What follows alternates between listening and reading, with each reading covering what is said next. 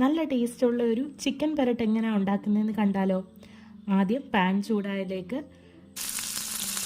ഉള്ളി, കരിവേപ്പില, ഇഞ്ചി വെളുത്തുള്ളി പേസ്റ്റ്,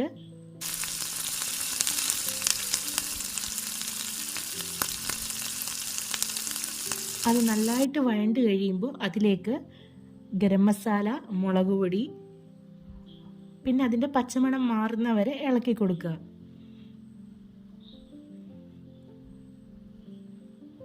വേവിച്ച് വെച്ച് ചിക്കനിലോട്ട് ഉപ്പും മുളക് പൊടിയും മഞ്ഞൾപ്പൊടിയും ഇട്ട് വേവിച്ച് വെച്ച ചിക്കനാണ്. അതിലോട്ട് ഈ മസാലകൾ ചേർത്ത് നല്ലതായിട്ട് ഇളക്കുക.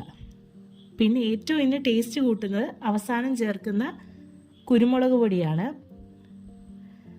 പിന്നെ അത് നല്ലതായിട്ട് ഇളക്കി യോജിപ്പിച്ച് അതിനെ വെള്ളം ഒട്ടുമില്ലാതെ വഴറ്റിയെടുത്ത ശേഷം കുറച്ച് വെളിച്ചെണ്ണ തൂക്കി കൊടുക്കുക. നല്ല ടേസ്റ്റുള്ള ചിക്കൻ പെരട്ട് റെഡി.